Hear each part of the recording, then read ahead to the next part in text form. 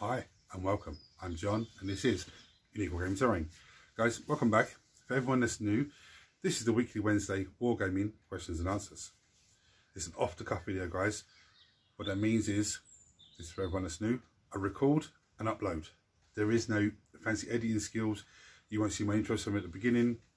I do a transition button, so if there's noise outside of my control, I can stop filming, wait for it to pass and carry on. These weekly Wednesdays essentially are a Q&A. You guys ask me questions and I answer them. They are primarily model focused and it's primarily GW stuff, of which is primarily 40k. There is terrain questions from time to time, and there is sometimes information myself and what's going on in the workshop. And we have a weekly vote, which we're going to get on to when it comes to it. Okay, so first question. I struggle to do one army. Why do you have so many? Apart from the fact that they're all super cool. You know, and you have one army at the moment. You will eventually start a second army and then a third army and so on and so forth. But also for me, in terms of the channel, if I'm just building Space Marines, people will get fed up with that. If I'm just building Death Guard, because they're in front of me, people will get fed up with that. You know, so I try and rotate what I'm building, you know, and what I'm painting, not including what you guys are voting on, but like if I'm doing just a normal random painting video, I try and do it different to what's going on to keep it interesting for you guys. But at the same time saying it also keeps it interesting for me, because if I'm just building Space Marines continuously, I'm going to get so fed up with it. I've got 78 Termagants still to build off camera. Now I've built 2 Malefic Blight drones Blight haulers, sorry, yesterday. I've got 3 Wind Riders to try and finish off today, off camera. Then I'm going to start doing Termagants, I think. But if I was just painting those, you know, building, painting, just keep doing that, I would probably be fed up with them after maybe 30 or 40 of them. I'd be so pissed off. But by doing different armies, it's always something different for me to do. It's always something fresh, something different paint colours, different things that I'm building. You know, and before I know it, I've got one army here, one army there. But it's also for the channel as well, to help you guys with building models, give you painting ideas when you see painting video, and when we do battle report. So you can, there's different armies. It's not the same army facing the same people every week. What chaos box are you looking forward to getting? See, I don't know. Both of them are absolutely... the first thing off the bat for me, you get the codex in there, so that's you know, a win-win for me. But I don't know the jump pack Lord or the normal Lord on foot. I honestly don't know. I think one of them actually I looked at and I was like, oh, the models in that one is better. I can't remember which one it is now, but they're both very good. But again, for me, it comes down to availability. Is it available? You know, like when I go to order it, is it going to be sold out already? And when I do go to order it, do I have the money for it? That's the two things that come to me, which I can't answer that question, because they're both the new sculpts, the Jump Pack Lord and the normal Lord, are fantastic. And I remember exactly what's in the box. I know Jump Pack Lord has Warp Talons and stuff like that, or they can be Warp Talons or Raptors. And there's a few other species now. I remember looking at them and thinking, oh, that one has better models in the box. Not, oh, they'd look better, just more functional for me on the table. So I can't remember which one it was now, but I'm interested in getting one of those at least. Why don't you put decals on your models? Now I have in this drawer here all the decals from every box that I open. Just go into that drawer there. I haven't put them on because it's not I don't know how to do them. I do know how to do them. And for me, that's another little job for me to do. Little jobs that I have are building stuff off camera, painting stuff off camera, magnetizing models, graveling models, undercoating models. And for me, when I've got all of those under control, then I will probably take out, for example, all my Space Marines, and then just go through and spend a couple of days just decaling every single model. For those of you who don't know what decals are,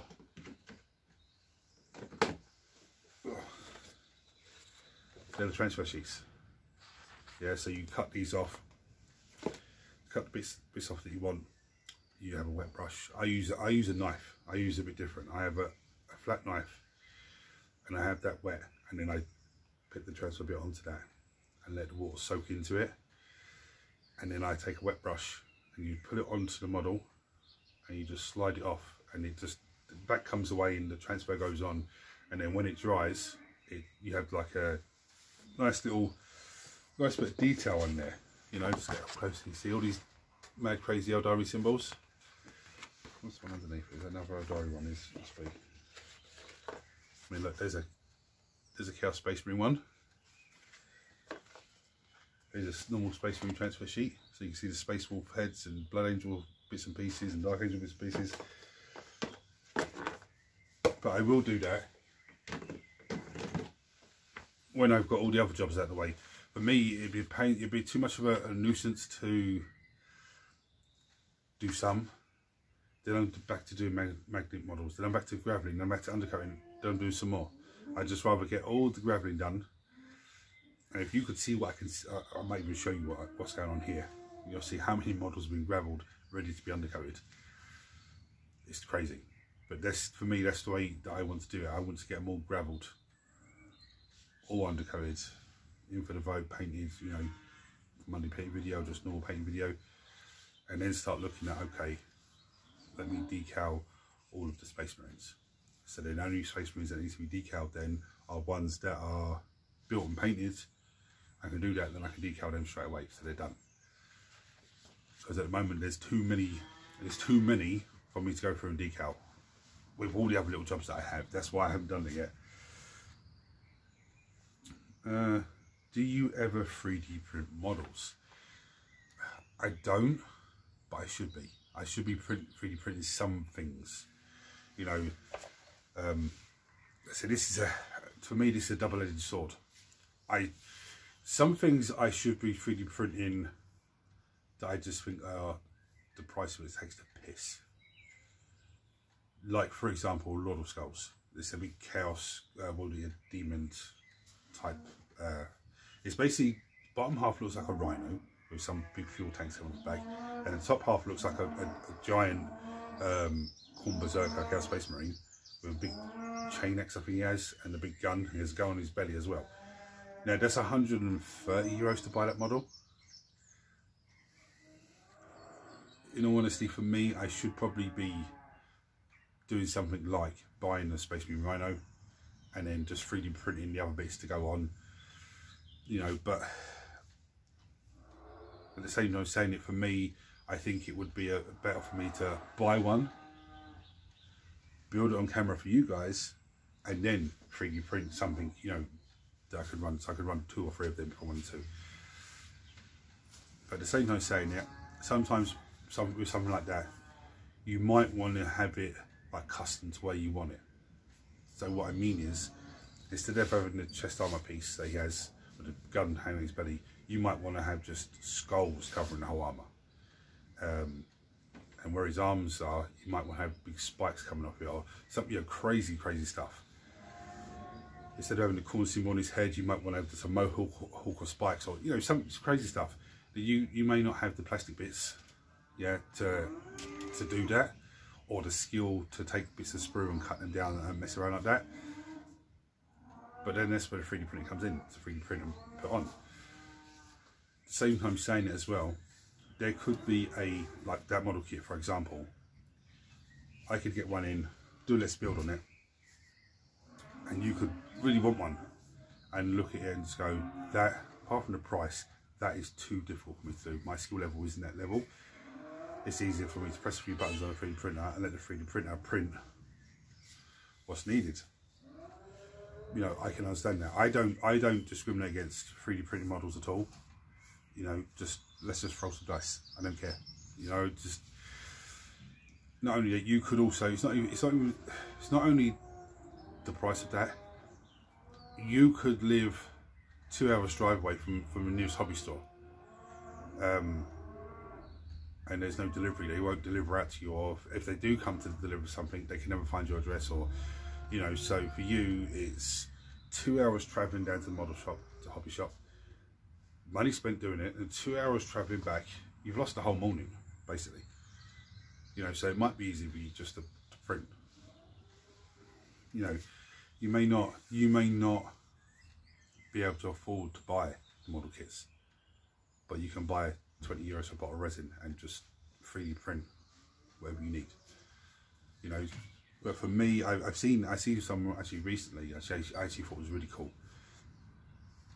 It was Eldari fire prisms and doom spinners, and I was like, oh, night spinners, sorry, and I was like, they're cool. They looked perfect, spot on, perfect.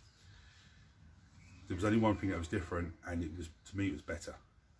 The flying stand that they came on was actually better, because it was a round disc with a big chunky thick bit that come up, and it just sat on top. You didn't even see the bit that come up.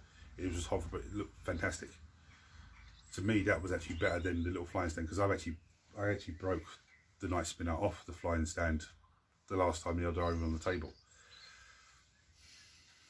But yeah, see, there's lots of pros and cons with the 3D printing. Now, I said that you just turn up with frozen dice. I don't care. You know, if you want to take, for example, some sort of, just say a dreadnought, and you want to add bits and pieces to it, but you don't have the components, 3D printing is the best. But then if you're going to 3D print the components to go onto it, you might as well just 3D print the whole thing. The only reason I haven't 3D printed, you know, big things like that, is because I don't have the STL files for it. I mean, I've seen a few rhinos on, you know, on there, and I'm like, that might be interesting, just to, because then I can just custom what I want. I'm not spending 45 quid to buy a rhino, and then I'm like, do I mess around with it, or do I just, you know, build it and that's it?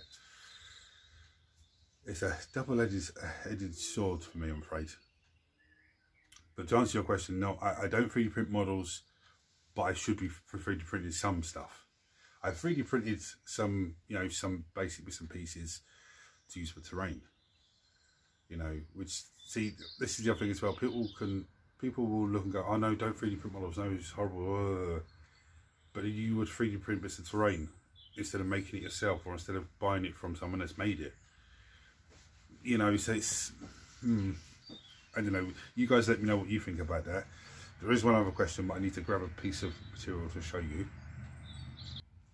My question was posted up last week on the comments, and it was, I'm building a diorama, what's the best thing for basing? Now, because I haven't put a terrain build up for such a long time, you know, you may not have seen what I use or realise this here is weatherboard. That's what it's called, weatherboard. It's basically like a chipboard. It's a very, very weird thing. Now, you should be able to get it from a hardware shop. I've seen it in two different sizes. One massive size, which is probably nearly enough the size of the table. Yeah, almost. And you can cut it down yourself, or you can get them to cut if they've got the machine. Or you can get into two smaller pieces, which is manageable, but you're better off getting the bigger piece.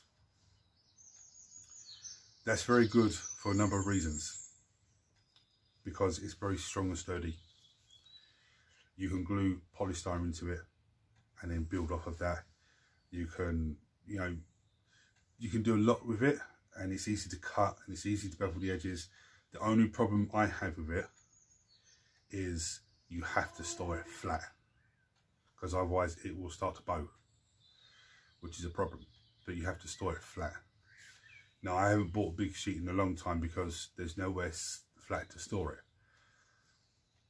But what the same material you could use is this material. It's the same thing, It's actually the bottom of a chest of drawers. You know when you pull the drawers out and it's got the bottom of the drawer? That's what that is. And this is a sneaky peek at a terrain piece that I'm actually working on, and I should be finishing. I should have filmed mixed the other two pieces, but I wasn't able to because, well, I was meant to do them today, but Mark's coming over tomorrow for a game. So I'm not going to be able to film mix them and leave them on the table. I need to find a home for the two that I've already done. But give me another, nearly dropped that in. Give me another little sneaky peek. Yeah, that's it so far. There's one piece. There's 4 pieces for this build. That's the best material to use, the weatherboard. Now, also with the weatherboard, you haven't got to worry too much about weight distribution. So I'm going to say, what's that? What does that mean? If you're building something on, say, polystyrene sheet, you've cut to the size you need, you're building it, you can only use materials that are as light as that polystyrene, because otherwise it'll start to push down into the polystyrene and the board will start to lift one end where the other end's pushing the weight down. Okay.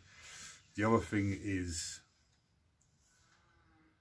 you won't be able to, with the weatherboard, you can build different heights and you can build platforms and stuff like that, but with something like the polystyrene sheet, it will, you have to just work out what the weight's going to be. So if you're building up high this side, yeah, and it's heavy, this side is shorter, but it has to be just as heavy. It does take a lot of bits and pieces to think about. The best thing is weatherboard. Like I said, the weatherboard you can cut to what shape you need. You can then glue polystyrene to it and work off the polystyrene. So it'd be the same as working from polystyrene sheet, but it's got a flat weatherboard. And the other beautiful thing is with it is, let's say for all argument's sake, you cock it up and the weight's slightly off, or it starts to lift somewhere. You can flip it upside down, cover it in PVA glue, and leave it for like a day or so. And as that dries, it'll tighten it back up. But you couldn't do that with the polystyrene base because it won't do the same thing. And it is pretty good with sprays and paints and stuff like that. It does really nice well. But if you put filler onto it, it takes filler really well. Let me see if I can get a good shot of this piece down here. So when I paint this bit, undercoat it first and paint it, it's going to really pop with the filler because you know, it just does. But this material here, on the base of this isn't a polystyrene sheet. This is it's a foam, type of plasticky foam. It's the same material you get from you get milk cartoning. It's that same sort of material. I had to fill in mix the whole thing because I didn't realise, I went to pin stuff and I didn't realise there's holes in it, and I was like, oh damn, so that's why I fill mix the whole thing. But a few of the ones over there, they have the same base on it, same weatherboard, and the same foam bit underneath, but then there's all polystyrene bits built up on top of that. So to answer your question without me waffling on too much, weatherboard is the best material to use. If you're using card or something like that, the problem with that is when you start painting it, or you spray it with some, you know, spray paint or something, spray paint something like that, the card is going to go because it's just going to soak the water up and fluff out. This weatherboard doesn't. I would also suggest to you, if you are spraying it down, whether you're spraying it with rattle can or the paint and the spray, which I was talking about last week, I have coffee lids that I use, and what I do is I put them down and weigh them out individually. I put them in the way that it sits, so the whole weight of it is evenly balanced, and then I spray it with the watered down PVA glue paint and all that stuff, so any excess will run off. But then once it's dry, it's spot on. If there's any bits that I've missed, I just come with a brush, dab, dab, dab, done. Yeah, that's the best answer to that question. Now, depending on what country you're in, it may not be called weatherboard. It's like a compressed MDF board.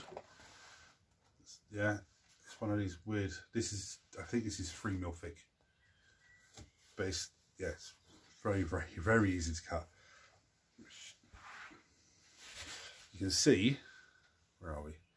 There's actually a gash there where I overcut myself. That's how easy it is to cut. And I actually bevel the edges with a blunt blunt Stanley knife. So it's very easy to do. But anyway, that's all the questions for this week. Oh, there's one other thing I want to talk about actually. Codexes. One thing I noticed in Dark Angel Codex, and I really liked it. I don't know why they haven't done that across the rest of them. One of the attachments you can take, I can't remember which one it is now, but one of the things you can take, Outriders become Battle Line. And I think Ravenwing Black Knights become Battle Line as well. I can't remember off the top of my head, Codex test in the house. But what I was thinking was, why didn't they just do that with every army? So for the total Necrons, when you're playing Canaptic Cult, then anything that's like Canaptic Doomstalk, Canaptic Wraiths, you know, everything that's Canaptic could be Battle Line. So from their perspective, then they're selling more models because you're running that faction, you're running that detachment, so you want 6 units of 6 Wraiths because they're Battle Line. You know, 6 Doomstalkers because they're Battle Line. You know, I noticed that, and I was just like in Dark Angel Codex, and I was like, that's really cool. I think there's the only detachment in there that does it. I think the Inner Circle one that I'm running tomorrow with the Terminators and all that sort of stuff. Yeah, there's a lot of Terminators. I don't think they have that. I think they have something different. Like, but I just want myself, why don't they just do that with all of them? Because they would shift so many more models. But you guys let me know what you think, because I know for a fact, if I was running, say, Canaptic Cult with the Necrons, I would buy more Doomstalkers in, so I could have 6 of them. Or buy more Wraiths in, so I could have 6 units of 6, or, you know, even if it worked out as 4 units of 6 or 5 units of 6, it still would be more models that I'm buying in. But you guys let me know what you think. I'm going to bring you down for the vote now, guys. Right, so now we're going to go on to the vote. I said to put those stuff back, the terrain piece and the board. Now, what happens with the vote and how does it work? I'll show you guys a host of models, and you guys vote on what you want to paint for next Monday's painting video. You can vote for as much as you like. Don't say I vote for everything, because it won't count. But you can say I vote for any of the Space Marines, or any Tyranids, or any of the Necrons, or any of this, and your vote will count. And I will look at the voting at 12 o'clock on Friday, and whoever has the most votes will be painting up next Monday's painting video. Then you rent a retire, do a dice roll. There is a wild card vote, which you'll find out what that is if it wins, and there's Creator's Choice. Now, thankfully, that's never won, but Creator's Choice, basically, I pick which model to paint. And that's such a hard decision for me because there's so many models there that I want to paint. It's absolutely bonkers. But anyway, I'm going to bring you down and show you the models now. Before I show you the models to vote this week, this is my view from where I'm sitting. There's all the stuff that I've been working on off camera, the two of those bad boys. All of these, grappling, all of these, they're all set up ready for undercoating, grappling. They still haven't been magnetised yet or moved off the table. Right. There's something sneaky that's been worked on for next Let's Build. Okay, voting. We have the Venom. Yeah, for the Drukhari army. We have the Scorpec Destroyer Lord. We have Lily of Hexbrax. Eldari Guardians. We have the Plasmancer. We have the Dark Disciple. No, the Dark. What's he called? The Chaos guy. I can't remember what it's called now. I've had a brain fart on him. Dark Apostle. That's it. We have the Blade Guard Veteran Ancient from 9th edition of Dominus Box. I've left Octopus in there this week. We have the Palatine for the Sisters Army. We have the Space Marine Librarian and Terminator Armour. We have the Crypto Thralls. We have the Death Guard. Now, as you can see from this model, it's an old lead Death Guard.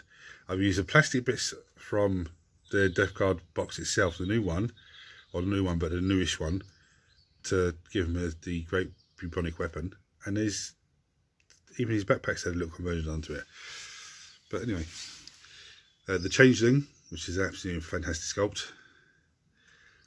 We have the Tyrannic War Veteran, or yeah, Tyrannic Veteran from the 10th edition Leviathan box. I remember such a brain fart at the moment. Jackals from the World Eaters. You have Farsia from the Eldari.